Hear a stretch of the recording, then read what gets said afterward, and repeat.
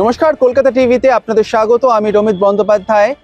জানেন, রাত্রির বেলা না অনেক মানুষকে হয়রানির মধ্যে পড়তে হয়, কারণ এতদিন ধরে রাত্রির বেলা এই বাস সার্ভিস খুব কম। বাস কমে গেছে, সরকারি বেসরকারি সমস্ত বাসই কমে গেছে।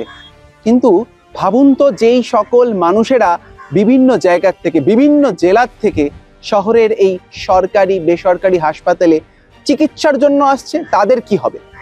তাদের কি অবস্থা হয় যারা হাওড়া স্টেশন বা শিয়ালদা স্টেশনে এসে পৌঁছয়?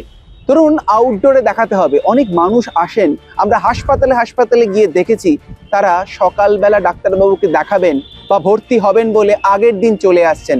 এরকম অনেক ট্রেন আসে যেগুলো একটু রাত্রের দিকে, কিন্তু ওই ট্রেনে করে এসে সারা রাত স্টেশনে বসে থাকার থেকে যদি তারা হাসপাতালে চলে আসতে পারে, যদি সেই বাস সার্ভিস থাকতো।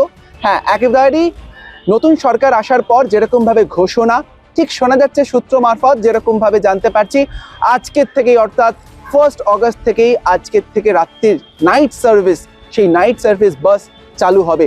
অর্থাৎ যেই বাসের মেয়াদ কোনোটা 9:30 ছিল, কোনোটা 9:45 ছিল, সেটাই কিন্তু 10টা করা হয়েছে। বেশ কিছু রুটে এই যে SSKM, NRS, মেডিকেল কলেজ, আরও অন্যান্য বেসরকারি হাসপাতাল, সেইগুলোকেও মাথায় রেখে সেরকমভাবে রুট সেট করা হয়েছে। এয়ারপোর্ট, বড় বাজার, একেবারে সমস্ত জায়গায় এই সমস্ত হাসপাতালে যাতে রোগীরা এসে পৌঁছতে পারেন, সেইটা মাথায় রেখেই কিন্তু এই নাইট সার্ভিস আর আজকের থেকেই নাকি শুরু হবে। তবে সত্যিই যদি শুরু হয়, সত্যিই যদি মানুষ পায়, শুধু রোগী নয়, তাছাড়াও অনেক অফিস যাত্রী, অনেক পড়ুয়ারা, তারাও রাত্রিবেলা তাদেরকে ট্রাভেল করতে হয়, সবাই স্বস্তি পাবে। দেখা যাক কি হয়, চোখ রাখবো আমরাও, আপনারাও সঙ্গে থাকুন। রাত দিন 7 দিন কলকাতা টিভি।